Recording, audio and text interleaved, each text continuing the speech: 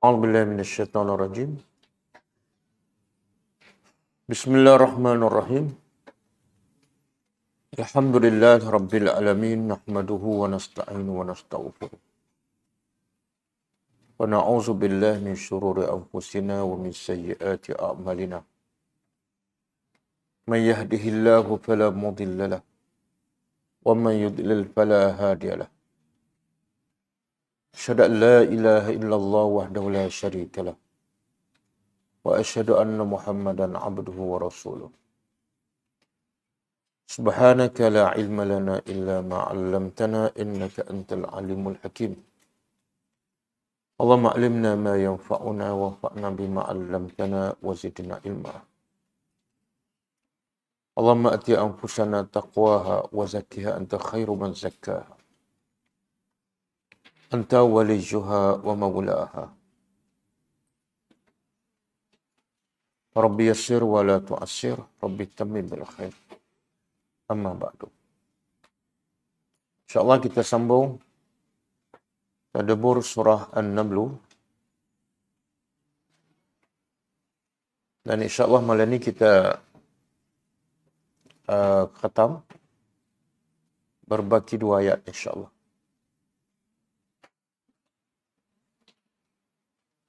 Sebelum tu kita tengok pengajaran ayat lepas.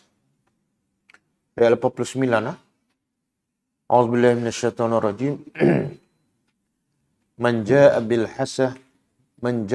hasanah falahu khairum minha wa hum min faza'in yawma idzin aminun.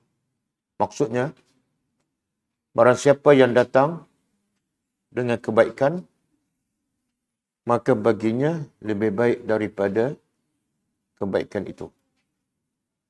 Dan mereka daripada ketakutan pada hari itu hari kiamat, mereka aman. Pengajarannya pertama,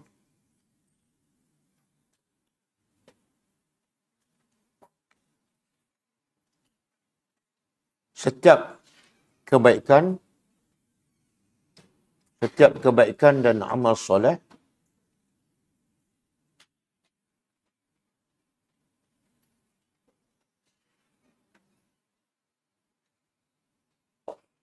akan datang pada hari kiamat.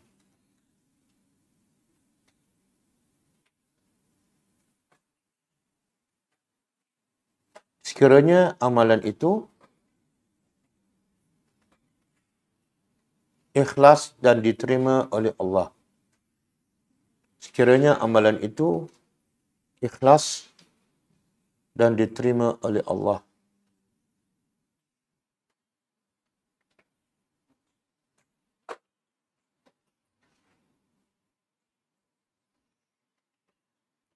Yang kedua,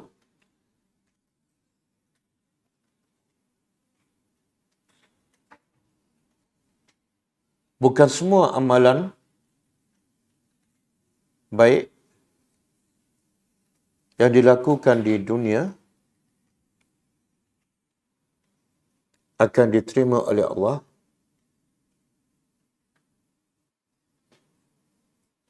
Dan akan datang pada hari kiamat.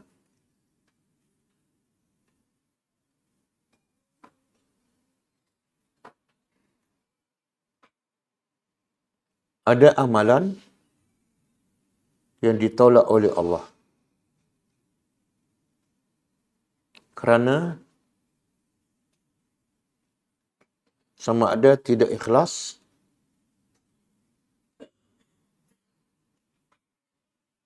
atau riak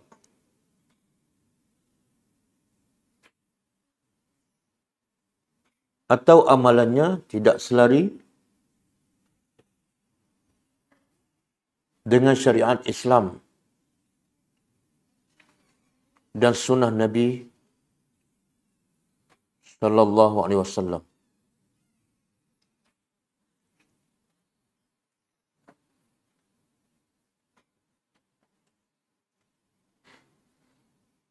Ada juga amalan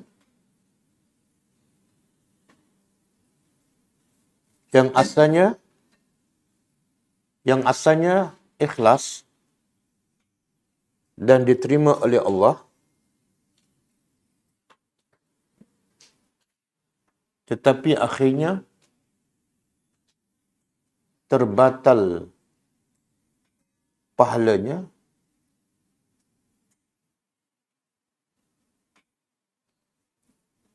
disebabkan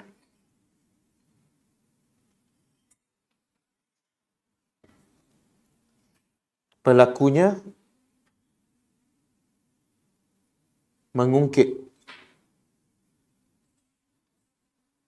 atau menyakiti hati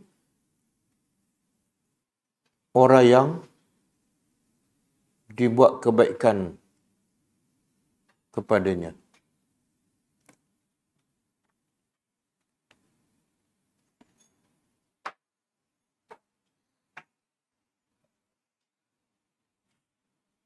Yang ketiga, balasan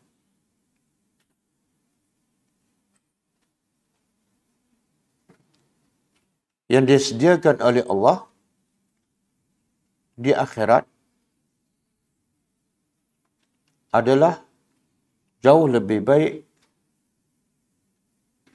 dan besar daripada amalan yang dilakukan di dunia.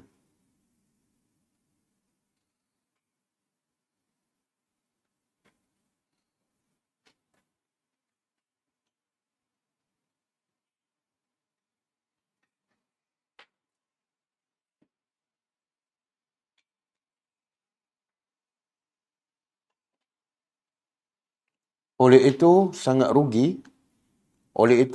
rugi dan celaka mereka yang tidak melakukan kebaikan dan amal soleh yang terbaik semasa hidupnya di dunia.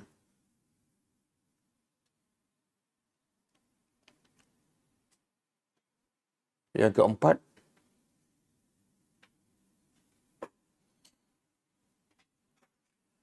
suasana pada hari kiamat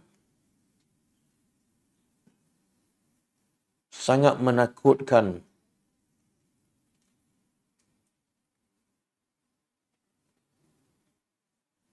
dan ia berlaku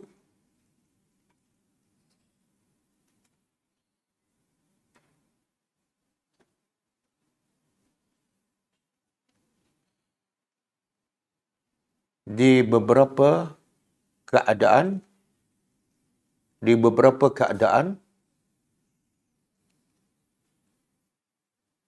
dan berpanjangan.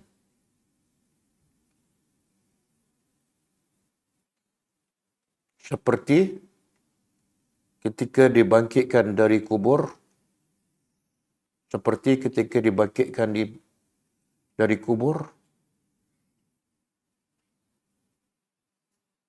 ketika ditimbang amalan seseorang,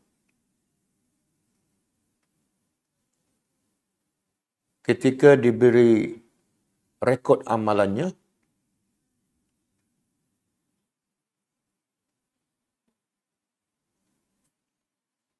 ketika melalui titian sirat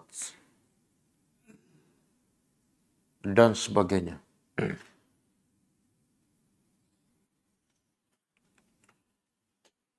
Yang kelima, sesiapa yang datang pada hari akhirat membawa tauhid kepada Allah dan amal soleh yang diterima oleh Allah, maka dia akan selamat dan aman dari segala ketakutan pada hari tersebut.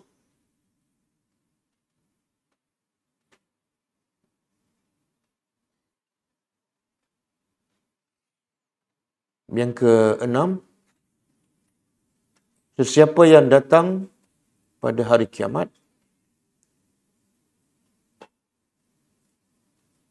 dengan mensyirikkan Allah dan amalan jahat, maka dia tidak akan aman dan selamat.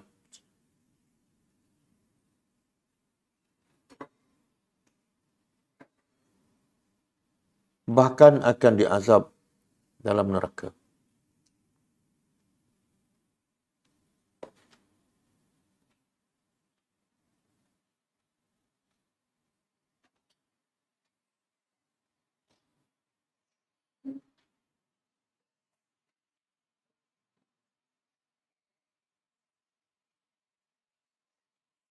Ayat 90.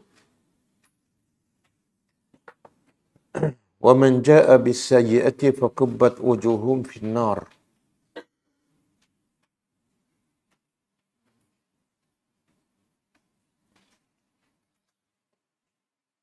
هَلْ تُجْزَوْنَ إِلَّا مَا كُنْتُمْ تَعْمَلُونَ. Maksudnya, siapa yang datang dengan keburukan, maka muka-mukanya dihumbang ke dalam neraka. Tidaklah kamu dibalas melainkan apa yang kamu kerjakan. Pengajarannya pertama,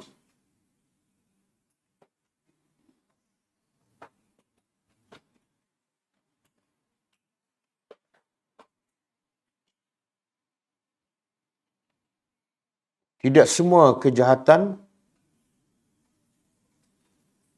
yang dilakukan di dunia akan dibawa datang pada hari kiamat.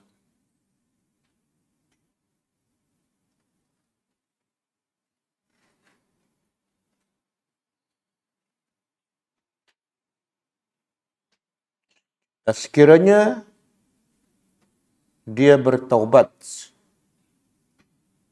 daripada segala dosa, termasuk syirik,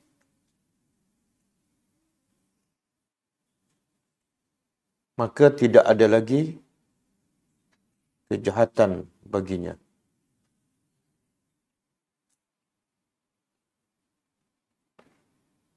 Yang kedua,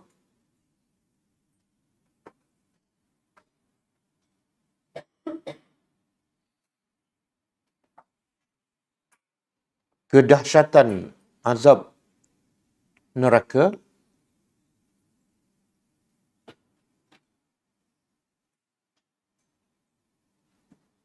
di antaranya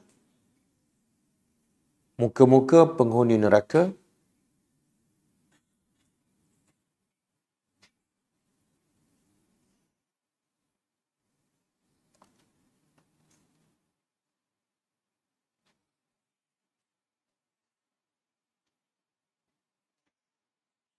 akan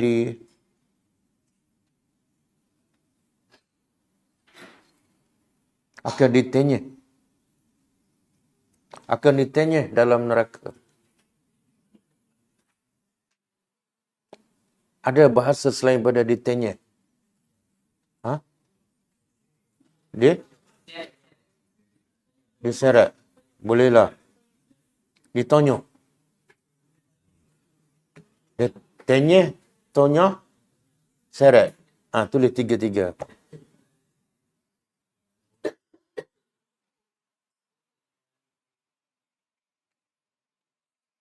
Okay, pengajaran yang keempat.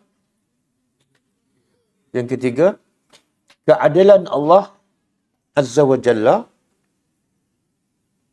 yang tidak akan menghukum dan mengazab manusia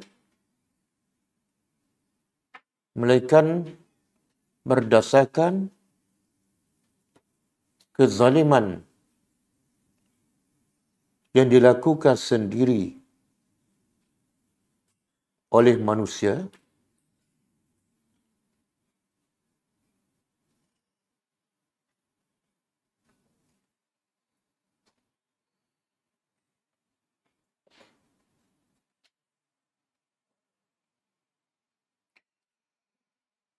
Okey, ayat seterusnya.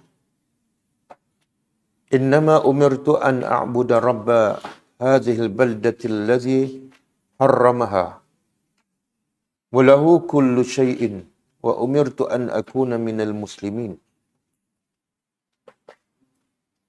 Maksudnya, sesungguhnya hanyalah aku diperintah agar menyembah Tuhan, pemilik rumah negeri ini yang dia mengharamkannya dan baginya setiap sesuatu. Dan aku diperintah agar menjadi orang yang berserah diri. Pengajarannya, pertama,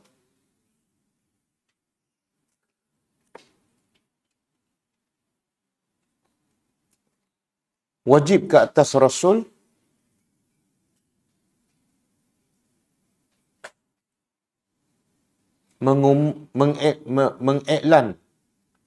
mengiklan dan menyampaikan kepada manusia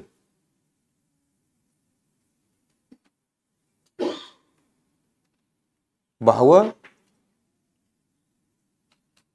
baginda hanya diperintah oleh Allah agar menyembahnya sahaja.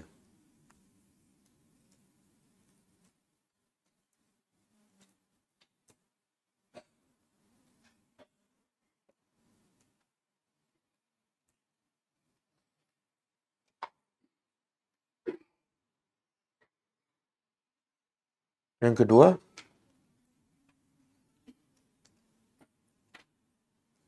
wajib ke atas Nabi sallallahu alaihi wasallam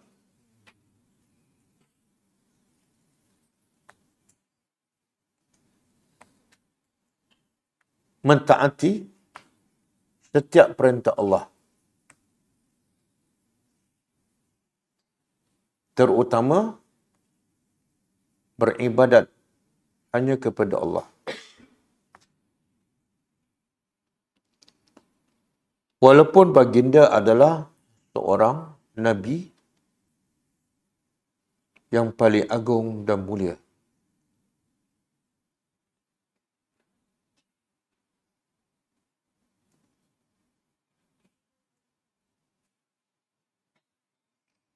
Yang ketiga,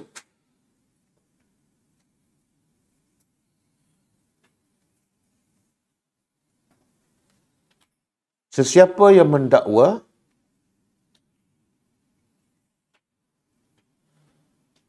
bahawa dirinya adalah wali dan sampai maqam keyakinan yang tidak lagi perlu beribadat kepada Allah, dia adalah sesat lagi menyesatkan.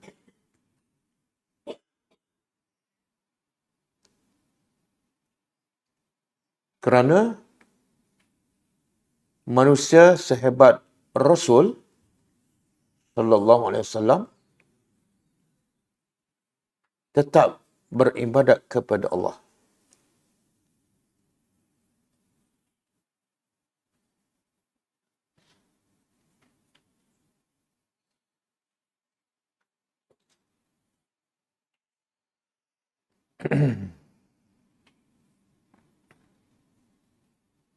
Yang keberapa? Yang keempat. Kelebihan Mekah. Kelebihan Mekah iaitu ia disandar kepada Allah. Ia disandar kepada Allah sebagai pencipta dan pemiliknya.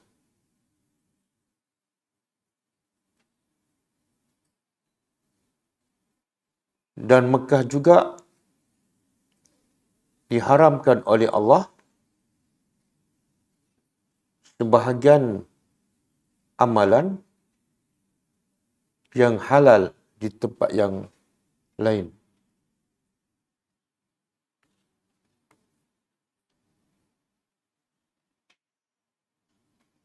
Yang keberapa?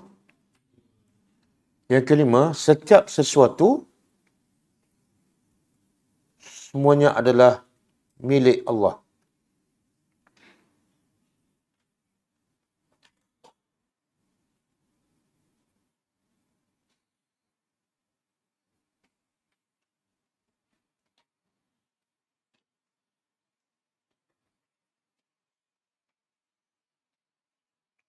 Yang ke 9.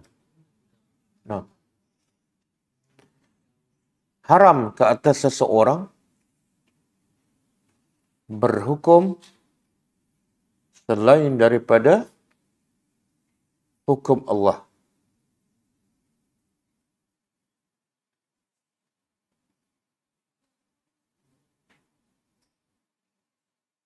Kerana setiap sesuatu termasuk hukum adalah milik Allah.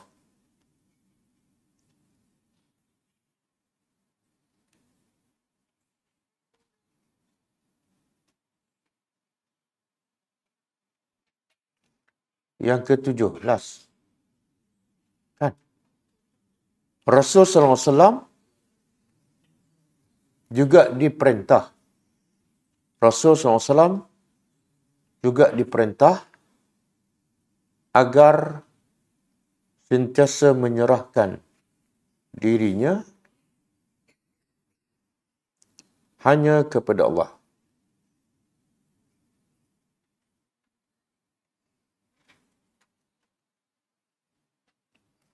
Okay, kita sambung tadabbur.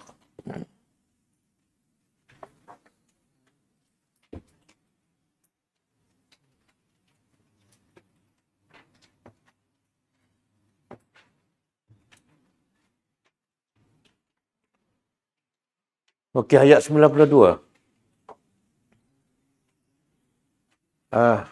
Kaitan ayat 92 dengan yang sebelum. Kalau ayat 91, apa isinya?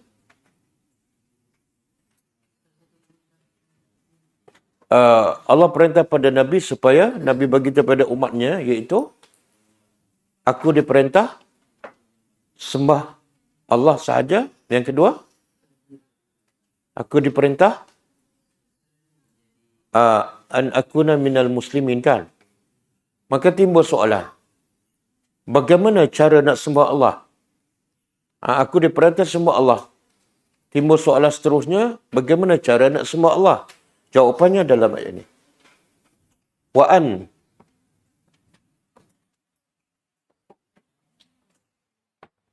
Auzubillahi minasyaitonirrajim. Wa'an dan an atlwa.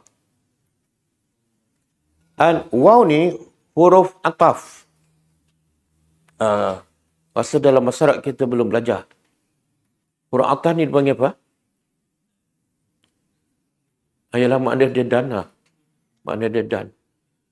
Dia penyambung kepada ayat sebelum tu.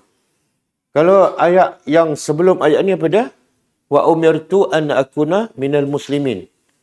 Dan aku diperintah supaya menjadi orang yang berserah diri. Dan sambungannya apa? Dan aku juga diperintah. Aku juga diperintah untuk apa?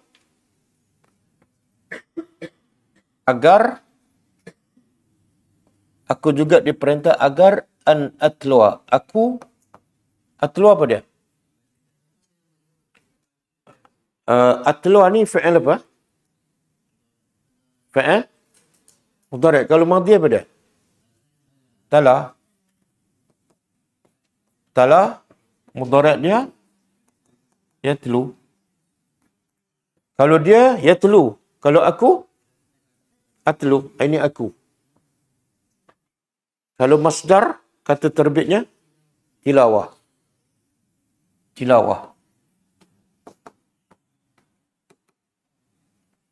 Okey, apa makna asalnya? Apa makna tala? Tala yatlu tilawah. Makna asalnya apa? Ittiba', ikut. Ada dalil tak? Ada dalil tak? Tilawah ataupun tala bermakna ikut. Surah itu bukan memberi makna ikut. Ustaz pernah bagi tahu. Makna tala asalnya ikut. Dan dalilnya betul, ahsanta. Barakallahu fiik. Surah apa tu?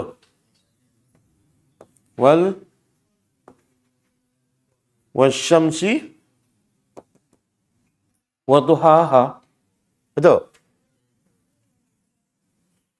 Wasyamsi wa duhaha wal qamari idza talaha. Okey. Cuba terjemah. Wasyamsi, demi matahari. Wa duhaha, dan demi waktu duha. Wal qamari, dan demi bulan. Semua Allah bersumpah. Dan demi bulan, iza, apabila talaha. Apabila bacanya ataupun ikut. Demi bulan, apabila bulan itu mengikutinya. Nya tu balik pada apa? Matahari. Kan? Selepas matahari datang bulan. Selepas bulan datang matahari. Jadi tala tu makna dia ittaba'ah, ikut. Sebab itulah terjemah yang tepat tilawah ataupun atlu ialah aku fi'il mudhari' sentiasa baca dan ikut. Baca dan ikut apa? Al-Quran.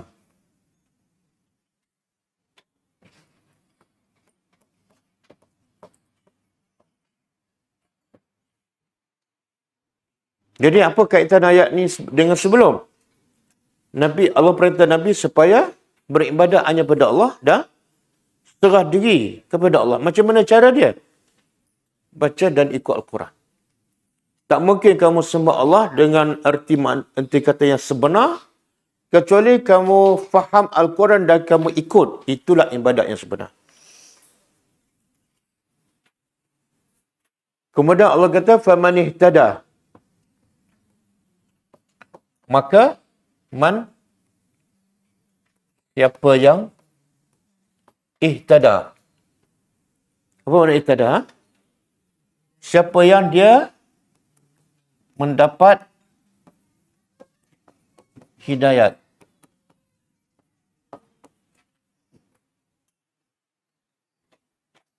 Fa'innama, maka sesungguhnya.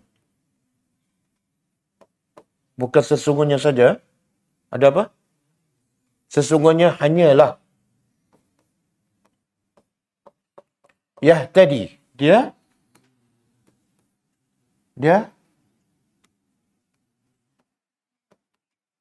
mendapat hidayat linafsihi. Untuk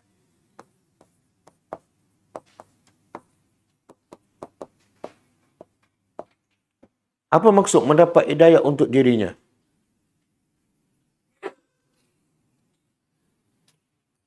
Apa maksud? Maknanya kalau dia baca Al-Quran, dia tadabbur, dia ikut, dia dapat hidayah, bukan orang lain. Maknanya hidayah tak boleh nak kongsi ataupun transfer.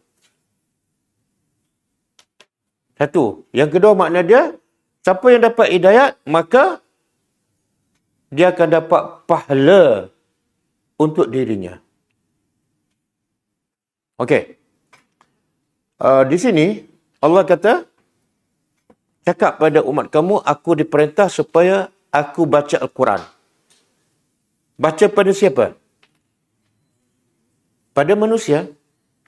Di situ pengajarannya apa? Aku baca Al-Quran pada orang. Pengajarannya apa? Quran wajib dibaca, difaham dan disampaikan. Wajib. Apa dalil wajib? Siapa tahu apa dalil wajib? Tak. Mana ada ayat yang fi'il amar?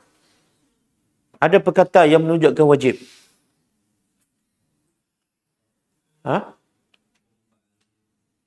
Tak ayat ni.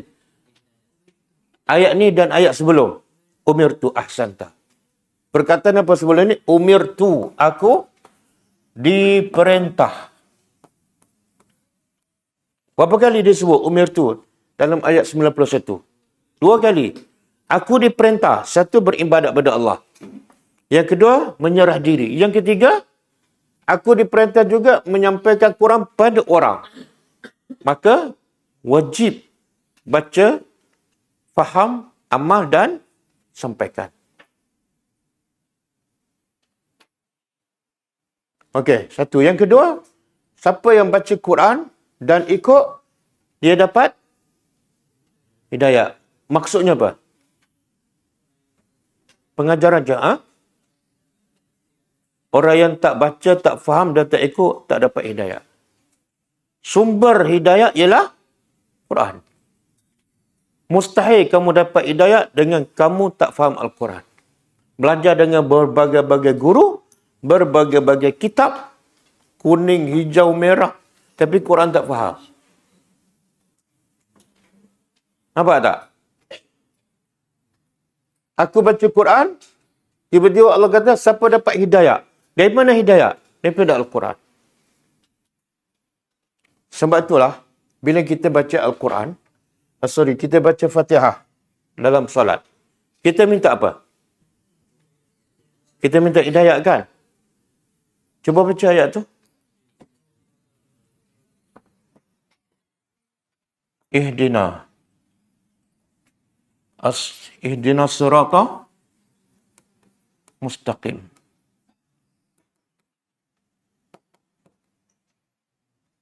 Tunjuklah kami jalan yang lurus. Di sini Allah kata, aku baca Quran, aku faham, aku amalkan, dapat hidayat. Di sini, tunjuklah kami hidayat, iaitu jalan yang lurus. Bagaimana caranya? Bagaimana caranya? Ini surah apa ni?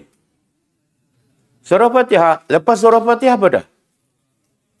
Ayat pertama apa dah? Tak, ayat pertama. Alif Lam Mim. Yang kedua? Zalikal kitabu la raiba fi hudan. Hudan lil muttaqin.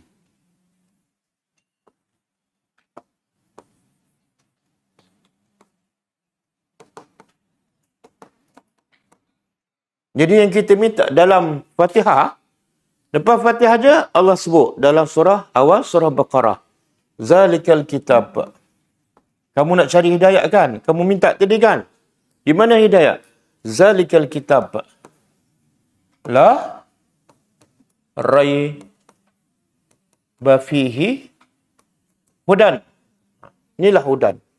Jadi kalau kamu betul-betul nak cari hidayah, carilah dalam kitab. Tapi ramai tak yang minta hidayah dalam solat? Berapa kali sehari? Berapa kali sehari minta hidayah? Kalau solat fardu sajalah. 17 kan? Sejak bila?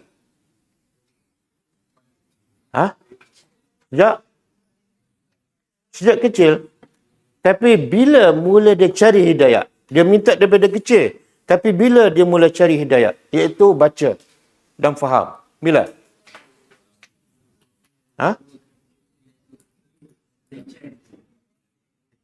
Tanyalah diri masing-masing, jangan. Betul tak? Jadi satu-satu perkara ajaib dekat dunia, yang ke-8. Dia minta daripada kecil, tapi dia cari masa pencen. Betul kan? Tak ada orang minta sesuatu, melainkan terus dia cari. Kecuali hidayat. Okey. Jadi hidayat nak cari tak payah pergi Mekah. Tak payah buat umrah. Hidayat kena cari dalam Al-Quran. Cuba tengok kaitan. Kalau ayat ni, sebelum ayat ni cerita pasal apa? Ibadat. Maka panduan untuk beribadat apa dia? Panduan untuk beribadat mesti ikut baca, faham Al-Quran. Barulah kamu dapat hidayah. Barulah ibadat kamu betul. Surah Fatihah pun sama. Sebelum ihdinas siratal mustaqim apa dia? Ia, kita mengaku. Kita mengaku depan Allah. Iyyaka na'budu. Kemudian, hanya kepada engkau kami sembah, kami beribadat. Pada soalan, bagaimana kita nak beribadat kepada Allah? Wa iyyaka nasta'in. Hanya kepada engkau kami minta pertolongan. Bagaimana cara nak beribadat? Macam mana cara nak minta pertolongan? Mintalah hidayah. Ihdinas siratal mustaqim. Macam mana pula cara nak dapat hidayah? Zalikal kitabu la raiba fih hudan lil muttaqin.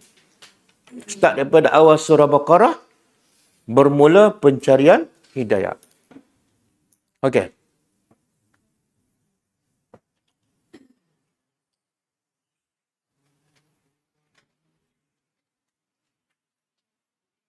Jadi siapa yang baca Quran, cuba buka surah ni. Surah Fatir, ayat 29.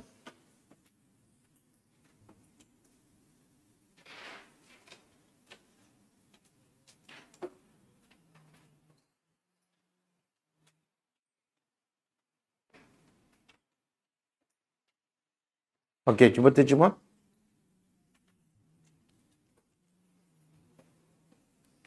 Inna apa dia? Sesungguhnya allazina, orang-orang yang yatluna, sentiasa membaca. Tengok Allah sebut yatlu, Allah tak sebut yaqra'u. Yatlu, apa makna yatlu tadi? Baca dan ikut. Orang yang sentiasa membaca dan mengikut kitab Allah. Kitab Allah. Wa aqamus salah.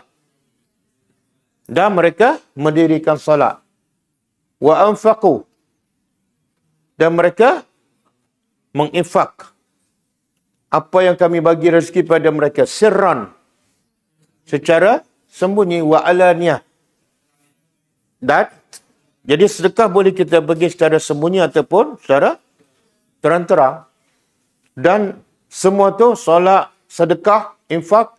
Apa tujuan? Yarjuna, mengharap tijarah, perniagaan lan tabur. Dia semua manusia bila berniaga, tak ada siapa pun berniaga nak rugi. Semua berniaga nak untung. Betul? Tapi perniagaan di dunia ada jaminan tak rugi. Tak ada. Ada? Tak, berniaga kat dunia ada jaminan tak rugi. Tapi ramai tak orang nak berniaga. Semua nak berniaga. Betul? Tapi di akhirat Allah kata tijarah lan tabur. Perniagaan yang pasti tak akan rugi. Siapa jamin? Tapi ramai tak nak berniaga dengan Allah ni? Apa masalah orang? Ataupun apa masalah kita? Apa dia? Malas. Tapi dengan manusia rajin. Walaupun asyik kena tipu je, berniaga lagi. Betul. Sebab kita tak yakin pada Allah. Kita tak yakin pada ni. Tijarah lan tabur. Banyak perjanjian yang Allah bagi. Buat amalan ni, sekian pahala. Buat amalan ni, tak ramai berlomba. Tapi kalau skim cepat kaya, tiap hari baca berita, seorang cikgu pencen ditipu 300,000. Kan? Target dia apa? Guru pencen. Okey. Soalan di sini. Allah suruh apa dulu? Yang mana dulu? Baca kitab Allah ataupun dirikan solat? Yang mana lebih penting? Baca kitab Allah ataupun solat? Yang mana rukun Islam? Jadi yang mana penting? Solat dulu ke baca Quran dulu? Ulama berbeza pendapat. Ada kata baca Quran dulu penting. Ada kata solat. Tapi kalau ikut susunan ayat ni yang mana dulu? Kenapa Allah tak baca Quran yang pertama sebelum solat? Sumber apa? Dia solat ni sebenarnya nak sembah siapa? Syarat nak sembah Allah apa dia? Mesti kenal dan cinta. Syarat beribadat, kenal, cinta, harap dan takut. Kalau kamu tak cinta, macam mana kamu nak sembah Tuhan yang kamu tak cinta? Sebab tu bila kita solat dalam keadaan tak kenal, tak cinta, solat jadi satu bebanan. Walaupun hanya 2 rakaat. Walaupun witir hanya 1 rakaat aja. Macam nak, 1 rakaat witir tu, bukan bulan Ramadan lah. Bulan Ramadan 11 rakaat boleh. Tapi bulan Syawal, Zulkaidah, 1 rakaat witir selepas Isya macam 23 rakaat. Asyik tak sempat je. Sebab apa? Kita baca Quran tak faham, tak kenal Tuhan, tiba-tiba cikgu suruh solat. Kita pun nak kejut anak nak solatkan macam apa? Kejut makan dengan kejut solat. Yang mana anak bangun dulu? Sebab apa? Salah siapa? Salah mak ayah lah. Mak ayah perkenalkan makan dulu pada anak daripada perkenalkan pemberi rezeki. Bukan salah ibu mengandung, tapi salah ibu bapa yang mendidik. Okey. Tengok surah ni. Surah apa? Al-Ankabut, ayat 45.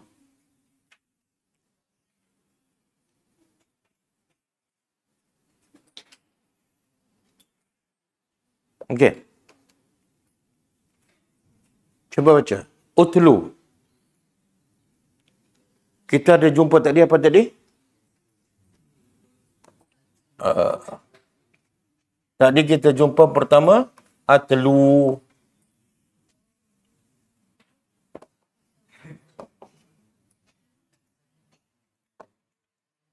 Atlu.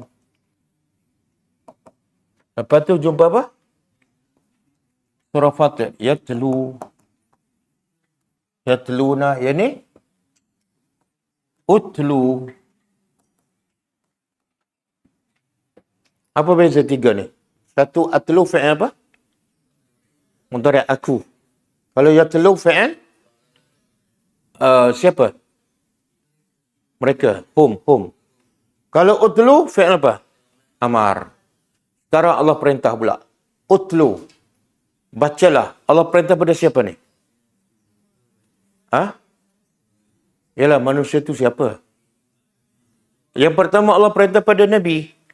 Dan bila perintah pada Nabi, bermakna perintah pada umat dia.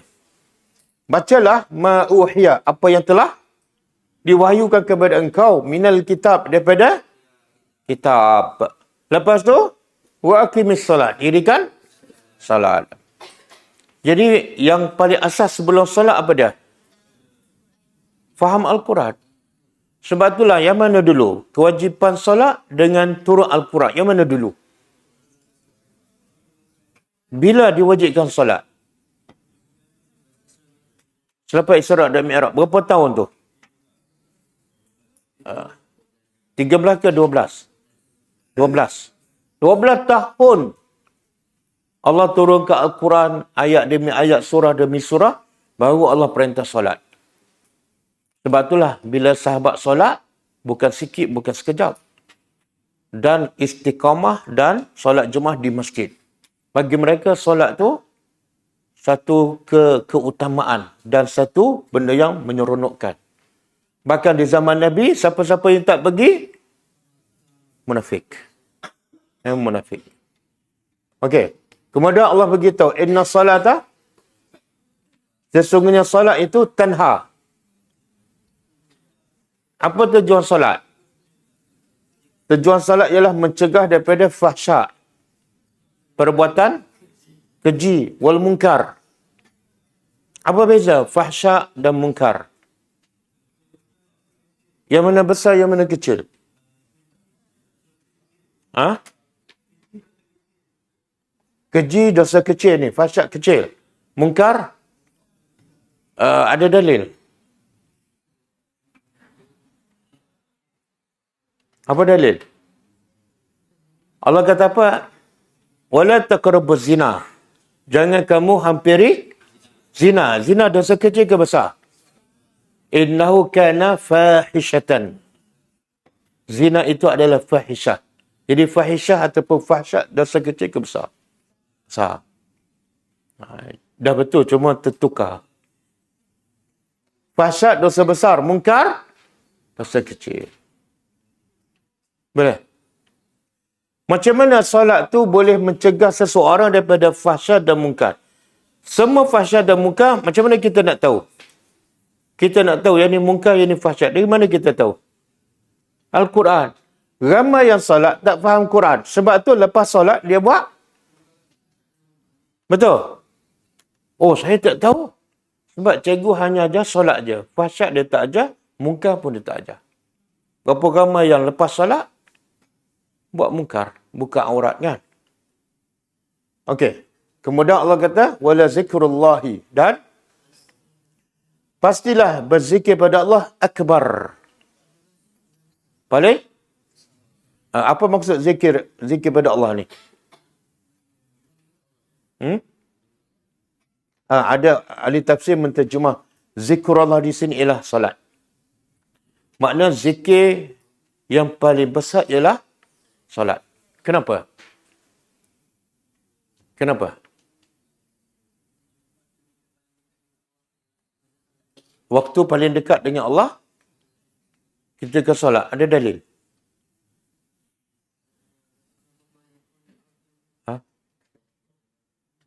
Kuat sikit lah. Kuat sikit. Kuat sikit, tak dengar. Aqrabu ma yakunul abdu min rabbihi wa huwa sajidun. Kedudukan hamba yang paling dekat dengan Allah ialah ketika dia sujud, iaitu dalam salat.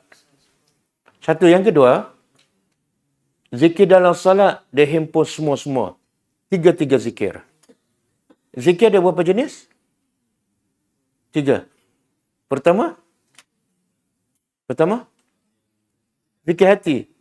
Yang kedua, zikir lidah. Yang ketiga, perbuatan. Dalam solat, 3 jenis zikir ada. Betul?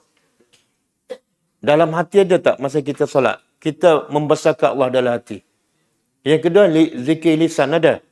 Allahu Akbar, Subhana Rabbi. Yang ketiga, zikir anggota badan pun ada. Okey.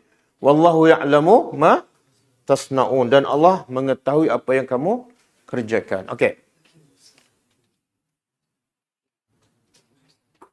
Li nafsi, untuk dirinya.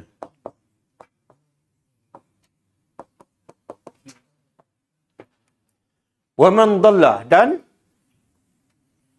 siapa yang sesat. Fakul, maka katakanlah, innama, sesungguhnya hanyalah, ana, aku, minal munziri, daripada munziri, pada orang-orang yang memberi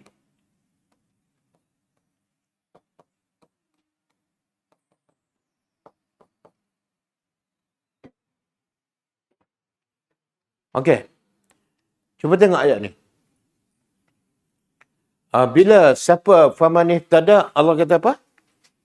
Siapa yang dapat hidayat, maka dia dapat hidayat untuk dirinya.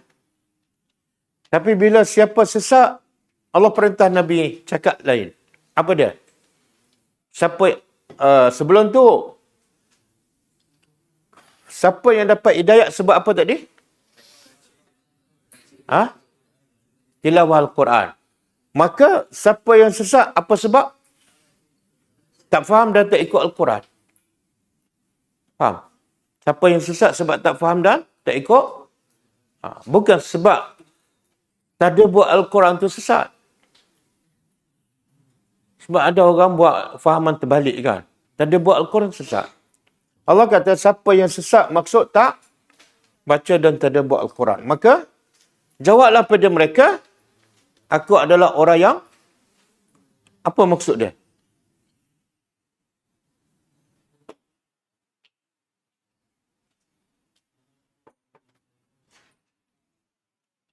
Katalah saya mengajar 2-3 orang kan.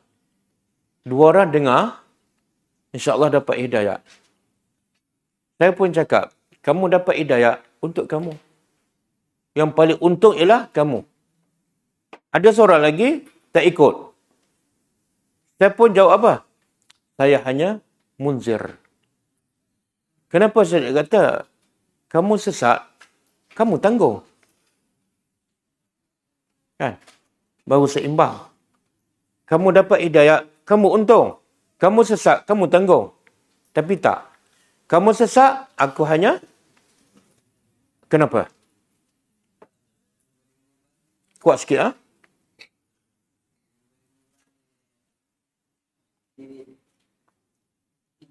Dia sebenar bila Nabi, Allah perintah Nabi, bagi tahu siapa yang sesat, bagi tahu dia bahawa kerja bagi hidayah bukan kerja aku. Kerja aku hanya memberi peringatan dan memberi unsur-unsur menakutkan. Dan kalau kamu tak nak terima hidayah, aku tak rugi pun sebab kerja aku hanya selesai dah kerja aku. Jangan kamu fikir kamu tak terima hidayah, aku rugi. Jangan. Contoh macam saya mengajarkan. Ada setengah pelajar dia kata, pada muka ustaz, saya tak nak ikut ustaz. Saya kata apa? Siapa yang rugi? Ada juga orang macam tu kan. Ustaz ni tak boleh pakai, aku tak nak ikut dia. Siapa yang rugi? Jadi Allah suruh Nabi jawab apa? Aku tak rugi pun, bahkan aku dah dapat pahala. Betul tak? Pahala apa? Munzir. Boleh faham? Apa pahala orang menyampaikan ilmu? Ada dalil?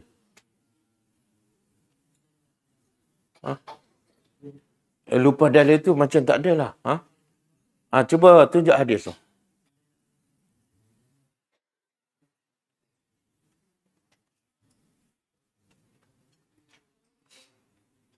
Ini makna tilawah. Makna tilawah.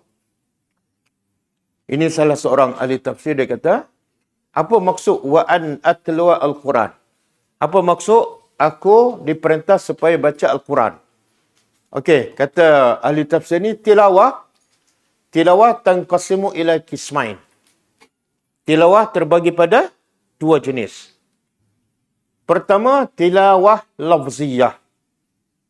Tilawah lafaz, bacalah. Yang kedua, tilawah maknawiyah. Tilawah makna. Fatilawah al-ula, tilawah yang pertama iaitu lafziyah ialah qiraatul Quran, baca. Macam orang ramai baca. Itu tilawah lafziyah. Tilawah yang kedua iaitu tilawah maknawiyah. Apa makna? Iaitu al-amal bima jaa bihi al-Quran. Jadi tilawah maknawiyah makna tilawah faham dan amal.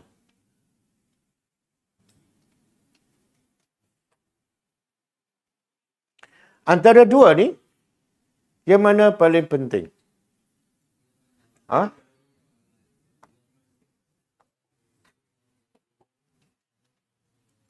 Satu, tilawah lafziyah. Yang kedua, tilawah maknawiyah. Antara dua ni, yang mana paling penting? Kenapa? Sebab tujuan baca Quran untuk dapat hidayat. Dan syarat nak dapat hidayat mesti faham makna dan ikut ajaran. Yang ni lafziyah tak faham. Kadang-kadang sebab dia baca dan tak faham, tak ikut, dia masuk neraka. Kan ada hadis Nabi kata, siapa yang letak Quran kat belakang dia. Mungkin dia baca, mungkin dia hafal, dia khatam, tapi tak ikut. Maka Quran saqahu ila nar. Quran akan heret dia sampai masuk neraka bila tak ikut. Okey, cuba tengok hadis kelebihan orang yang menyampaikan. Okey, qala Rasulullah sallallahu alaihi wasallam. Ini hadis ni pendek boleh hafal. Inna dalla 'alal khair kafa'ili. Hadis pendek je.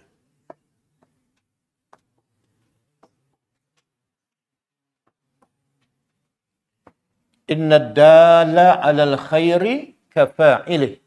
Itu je.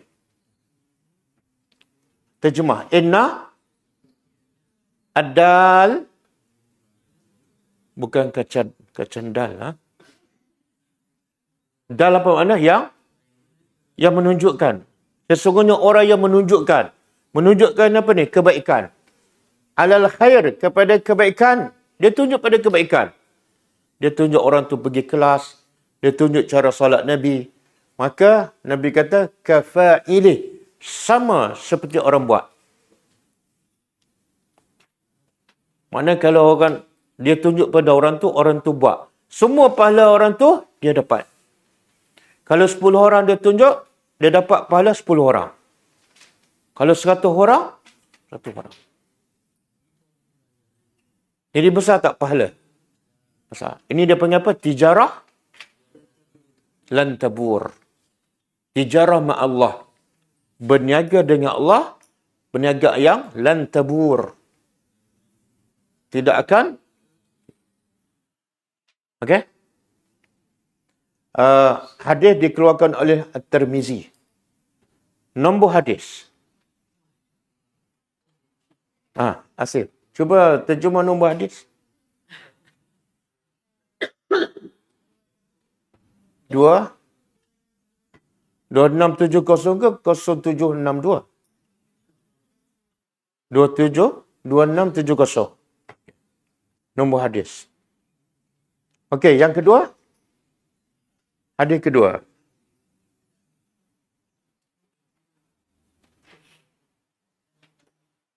Naik sikit.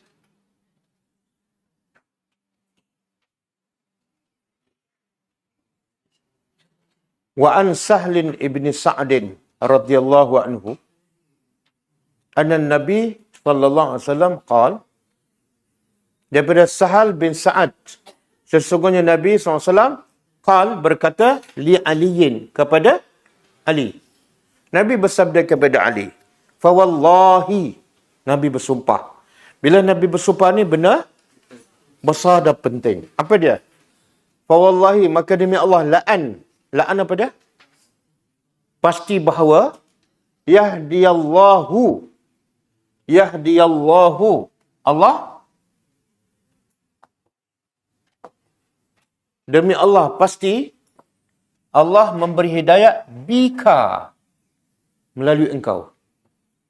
Mana Allah bagi hidayat pada melalui engkau. Engkau sampaikan ilmu, Allah buka pintu hati dia.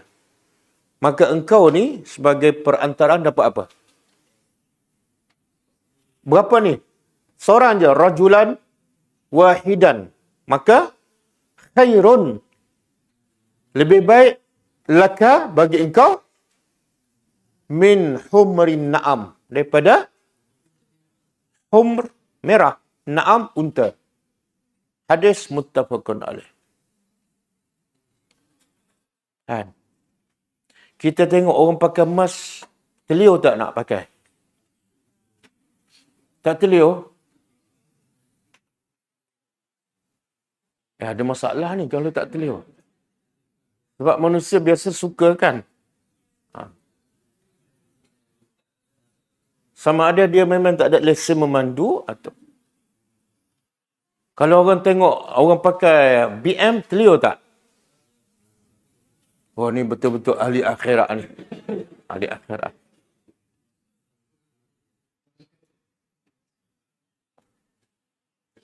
Adik Ferrari. Adik-adik kalau orang tengok pakai telefon canggih, tinggi tak? Tinggi kan? Oh, ni ahli dunia ni.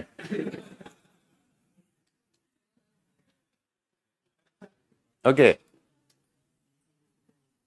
Sekarang Nabi suka buat perbandingan dengan unta merah. Kenapa Nabi suka buat banding dengan unta merah? Harta paling mahal. Saya tak tahulah. Kalau sekarang, kalau unta, harta paling mahal zaman kita. Bukan unta lah. Apa dia? Kata apa? Bugatti? Oh, saya pun tak pernah dengar Bugatti. Berapa harga dia? 4 juta. Pernah pakai ke pernah tengok? Ferrari? 12 juta. Bugatti ya. Okey, tak apalah. Apa-apa je lah. Bugatti 4 juta kan? Telefon tadi berapa harga? 9,000 kan? Oh, ada telefon 9,000? Oh, saya biasa pakai 900 ke bawah. Okey. Nabi kata, kalau kamu cerita pasal Islam dan orang tu terbuka hati dapat hidayat daripada Allah, kamu dapat lebih mahal daripada Bugatti tadi. 4 juta kan? Kenapa tak teringin? Kenapa tak teringin? Yang cakap yang janji ni siapa? Nabi. Percaya ke tak? Yakin ke tak? Tak yakin. Apa bukti tak yakin? Bila ada peluang je, nak cakap ke? Dah 3 tahun tak cakap. Tapi kalau telefon tu, dia kerja pagi, petang, siang, malam nak dapat telefon. Betul kan? Kumpul duit raya. Ya Allah, itulah cinta dunia. Betul tak? Akhirat tak masuk. Sebab itulah sahabat ni, kalau untuk berdakwah, dia sanggup korbankan duit. Dia sanggup korban duit sebab apa? Dia tahu di akhirat, balasannya berlipat kali ganda. Yakin. Boleh faham? Jadi, bukan kalau kita nak cerita kebaikan ni, kita rasa macam apa? Contohlah orang buat salah kan, kita nak tegur. Orang buat bid'ah, kita nak cerita. Nak cerita je, nak sampai je. Tak terkeluar. Pasal apa? Macam-macam alasan kita. Takut bergaduh lah. Takut. Takut orang pijak kaki lah. Kenapa? Padahalnya, ganjarannya sangat besar. Betul? Saya tak tahu kenapa. Budaya yang Nabi tanam pada sahabat, bahkan termasuk pada jin, tak ada pada kita. Sahabat bila sampai je, terus balik sampaikan. Dia tak fikir dah. Takut orang tu, tak ada. Semua sampaikan. Termasuk jin. Tapi kita, budaya suka belajar dan sangat tak suka menyampaikan. Betul? Pasal apa? Bila nak berdakwah ni, Ustaz, saya baru 10 tahun belajar. Ya Allah. Dalam tempoh 10 tahun, dah 100 orang mati. Ya?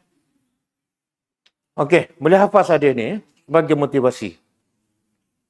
Allah, Ustaz kena hafaz pula.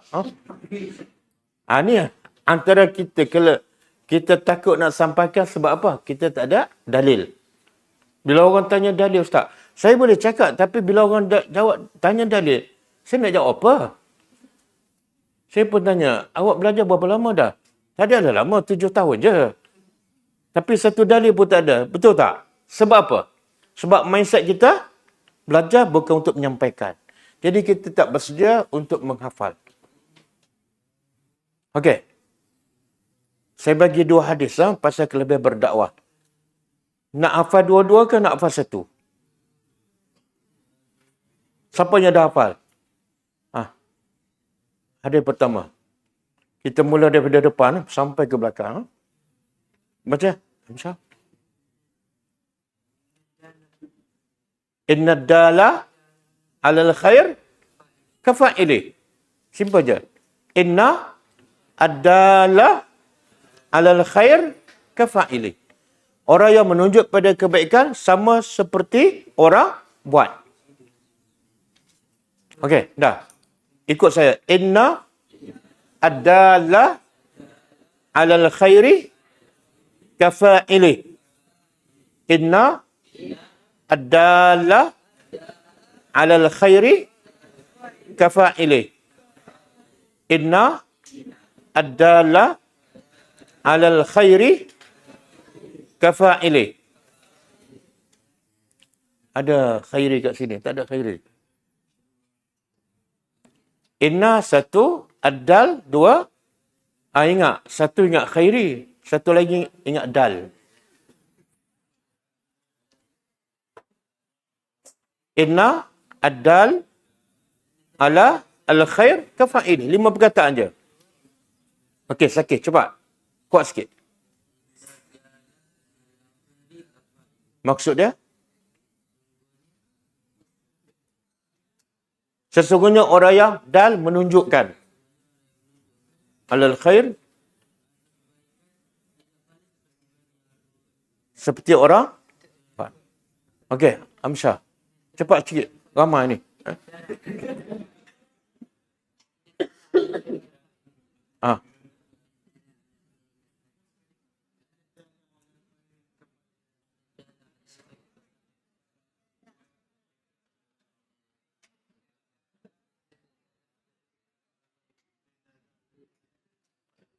Azhar. Boleh ambil gambar ni. Pusing. Bagi yang online pun tengok supaya mereka pun hafal. Dah. Kita okey, sekejap. Jemaah khatam malam ni ke malam besok? Malam ni?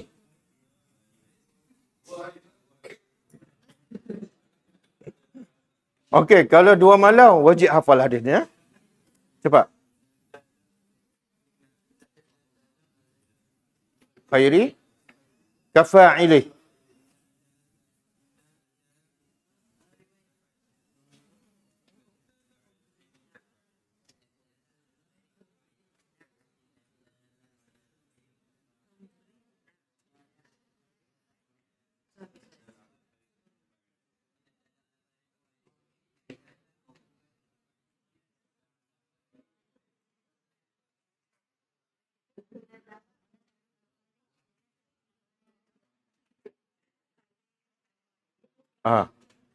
Dah.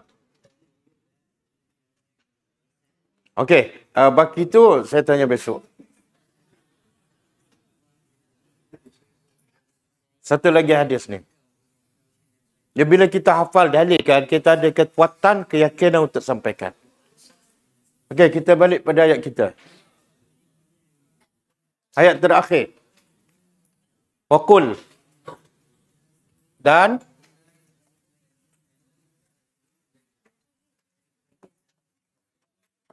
katakanlah, wahai Muhammad. Qul. Katalah wahai Muhammad. Apa dia? Alhamdulillah. Alhamdulillah. Segala. Sebenarnya, bila Allah suruh Nabi, cakap Alhamdulillah, Allah nak apa ni? Allah nak Nabi puji Allah. Allah suruh Nabi puji. Alhamdulillah tu mana? Puji, segala pujian bagi Allah. Kenapa Allah nak Nabi bersyukur? Puji Allah. Kenapa? Bila kita sebut Alhamdulillah, dapat nikmat. Nikmat apa yang sebelum ni? Sampai Allah kata sebut Alhamdulillah, nikmat apa? Ya Allah, nikmat paling besar. Allah bagi hidayat pada Nabi. Nikmat paling besar, Allah bagi hidayat kepada Nabi sebagai Rasul.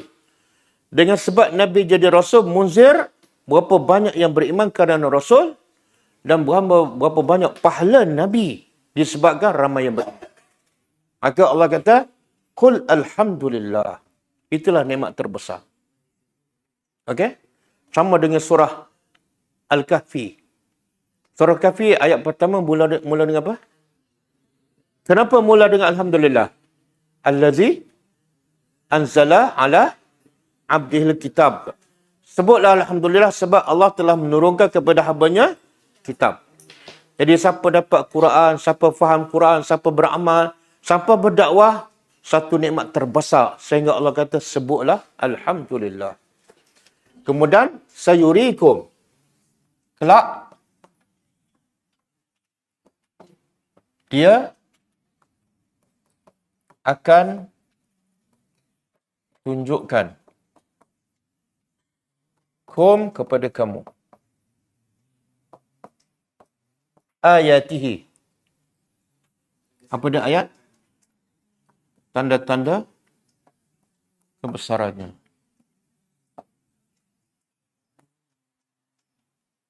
Fata'rifunaha. Lalu kamu akan apa dia? Mengetahuinya.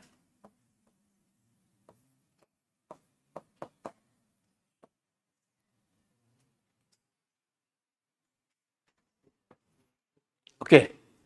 Apa Allah kata? Allah akan tunjuk tanda-tanda kebesaran. Apa tanda tu?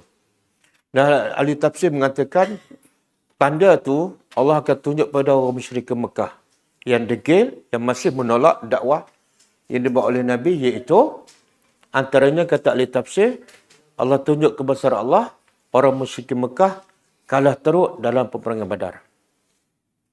70 orang pembesar mereka mati dan 70 pula ditawan, termasuk Abu Jahal mati. Dan mereka datang dalam peperangan Badar pukul depan dan belakang orang-orang musyrikin. Itu satu kekalahan yang sangat memalukan. Itu tanda kebesaran Allah. Dan juga ada ahli tafsir mengatakan tanda kebesaran Allah ialah bulan terbelah. Apa surah tu? Iqtarabatis sa'ah wa wansyaqqal qamar. Dan orang musyrikin Mekah nampak dengan kepala, dengan mata kepala mereka, tapi akhirnya mereka kata apa? Sihir. Jadi Allah kata, kami akan tunjuk kepadanya, Allah akan tunjuk pada kamu tanda-tanda kebesarannya, lalu kamu tahu, tapi kamu tetap menolak sebab sombong. Kemudian, wama rabbuka. Dan tidaklah rabbuka, Tuhan engkau, bighafilin, lalai ataupun lupa, amma, tentang apa yang ta'malun, kamu kerjakan. Okey, hujung ayat ni apa maksud? Apa mesej yang Allah nak sampaikan? Wa ma rabbuka bighafilin amma ta'malun. Satu, amaran. Amaran kepada siapa? Kepada orang yang buat jahat. Buat jahat, syirik, kufur, maksiat. Amaran. Kenapa? Allah tak pernah lupa setiap perbuatan kamu, walaupun sebesar zarah. Yang kedua, kalau ayat ni tuju pada Nabi dan orang beriman, dia adalah sebagai motivasi. Dorongan. Jangan kamu malah nak buat kebaikan walaupun sebesar zarah. Sebab apa? Allah tak lupa. Buatlah. Walaupun dalam kegelapan malam dan tak ada siapa tu. Buatlah. Allah tahu. Allah akan balas. Dan bila Allah balas, khairun. Lebih baik daripada apa yang kamu buat. Okey? Jadi ayat ni hujung ni dua. Satu, amaran. Yang kedua, motivasi. Habis lah. Ada lagi ayat? Tak, surah ni memang dah habis. Ayat rujukan. Ada lagi? Al-Baqarah ayat 121. Tak apalah. Yang lain?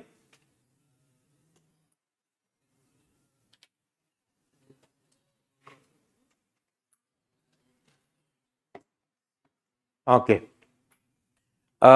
Bila orang tu sesak, Allah perintah Nabi supaya begitu apa? Supaya aku adalah pemberi peringatan, munzir. Dan kerja Nabi, kerja utama Nabi apa dah? Memang muzir. Jadi siapa tak nak terima, itu bukan urusan Nabi. Contohnya dalam surah Asy-Syu'ara ayat 192 hingga 194. Cuba terjemah. Wa innahu, dan sesungguhnya, nya tu balik pada Quran. Quran itu adalah latanzilu. Pasti diturunkan oleh Rabbil Alamin. Bukan biasa-biasa ni. Yang menurunkan Al-Quran ialah pencipta sekalian alam. Kemudian Quran pula dibawa oleh siapa? Quran hebat, datang daripada Tuhan yang hebat. Dan dibawa oleh siapa? Nazala bihi ar-ruhul amin. Dibawa oleh malaikat yang terbaik. Iaitu? Tapi Allah tak namakan Jibril. Allah kata ruh. Kenapa ruh? Apa makna ruh? Ruh ni yang ada bersama kita, yang kita boleh hidup. Kalau roh tu berpisah, matilah. Jadi kalau roh keluar daripada badan kita, kita mati. Maka begitu juga hati kita, kalau tidak ada Al-Quran, seumpama tidak ada roh. Jadi malaikat bawa Al-Quran seumpama roh kepada hati kita. Siapa yang tak ada Al-Quran, sebenarnya dia telah mati. Kemudian Al-Amin. Kenapa Allah sifatkan malaikat Jibril Al-Amin? Dia amanah. Allah kata sampaikan ayat ni 3 ayat pada Nabi. Dia sampai 3 lah, tak kurang tak tambah. Sampai pada Nabi, jangan sampai pada Sayyidina Ali. Dia sampai pada, tapi orang Syiah kata Jibril tersilap bagi. Sepatut bagi pada Ali. Allah kata pada Jibril sampai 3 ayat pada tepat pukul 5 petang. 5 petang sampai. Al-Amin. Kemudian, Quran hebat. Daripada Tuhan yang hebat. Dibawa oleh malaikat yang paling hebat. Dan diberi pada siapa? Orang yang hebat. Ala qalbika. Pada hati. Kenapa Allah tak kata Jibril bawa Quran kepada engkau? Kalau kepada engkau, bahasa Arab macam ni. Alaika. Jibril membawa kepada engkau. Alaika. Tapi kenapa Allah kata qalbi? Qalbika. Tengok ayat selepas dia. Litakuna. Supaya engkau menjadi apa dengan Quran ni? Minal daripada pendakwah. Munzir. Makna apa tu? Kalau kamu nak sampaikan Al-Quran munzir, kamu kena faham. Alat untuk faham Al-Quran pada telinga ke, mata ke, hati? Jadi sebab sampai ke hatilah kamu faham dan melayakkan kamu menjadi munzir. Ramai yang dengar Quran tapi tak berdakwah, tak jadi munzir. Sebab apa? Quran tak masuk ke hati. Masuk telinga kanan, keluar telinga kanan juga sebelum sampai ke telinga kiri. Bilisanin Arabiyyin mubin. Okey, dah habis dah. Jadi dengan ini saya isytiharkan. Apa dah? Tak, ijazah hanya boleh bagi orang yang start daripada ayat pertama dan tak pernah ponteng sampai ayat terakhir. Ada ambil kedatangan tak? Ada.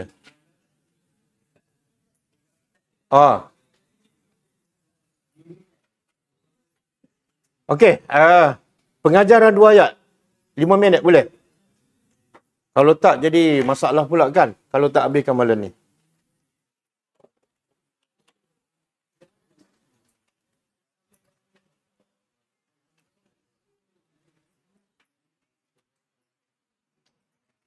Ayat berapa ni? 92. Okey. Pengajaran pertama.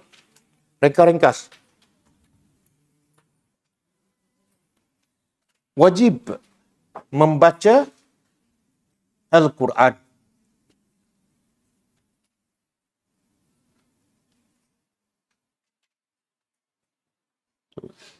secara lafaz dan makna sekaligus.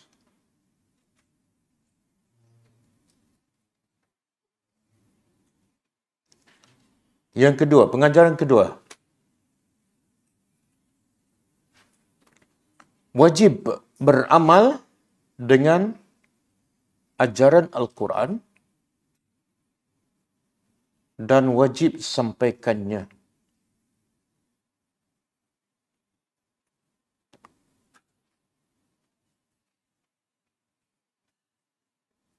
Yang ketiga, wajib berhukum dengan hukum Al-Quran dalam semua aspek kehidupan.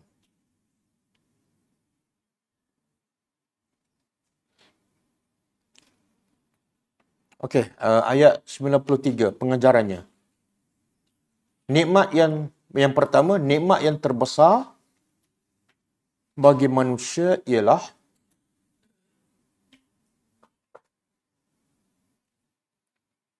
mendapat hidayat daripada Allah melalui tilawah lafziyah dan tilawah maknawiyah dari Al-Quran.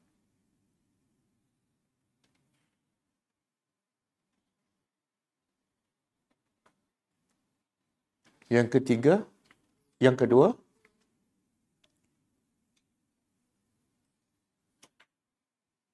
wajib bersyukur atas setiap nikmat Allah.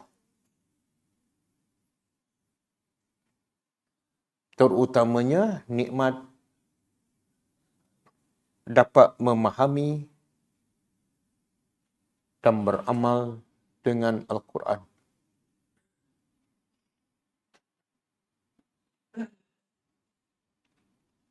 Yang ketiga, sesiapa yang menolak Al-Quran dan sesat,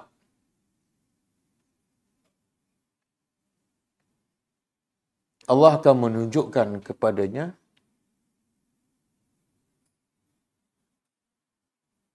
bukti-bukti kebesarannya, termasuk menimpakan pada mereka azab di dunia,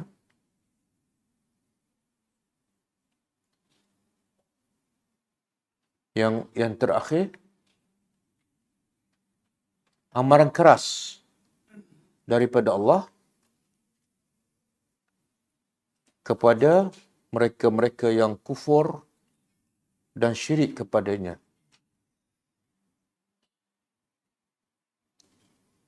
Bahawa tidak ada satu pun amalan yang dilakukan terlepas daripada Allah, walaupun sebesar zarrah. Wallahu alam. Dengan ini kita khatam tadabbur surah An-Naml, 92 ayat.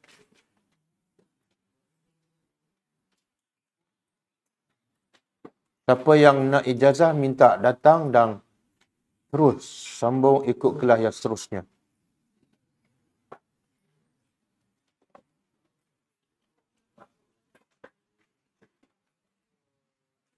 InsyaAllah besok kita ada satu surah yang kita buat tak habis. Surah Ar-Ra'du. Sampai ayat 34 ke. Jadi insyaAllah besok kita akan lengkapkan surah Ar-Ra'du. Ayat 34 ke 35? 34. 38 insyaAllah.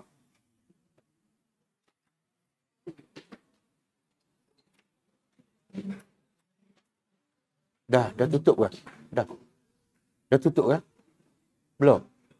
Kita tutup dengan tasbih kafarah. Subhanakallahumma wa bihamdika Asyhadu an la ilaha illa anta astaghfiruka wa atubu ilaik. Assalamualaikum warahmatullahi wabarakatuh. كتاب الله ترق جنانه وتنى العظيم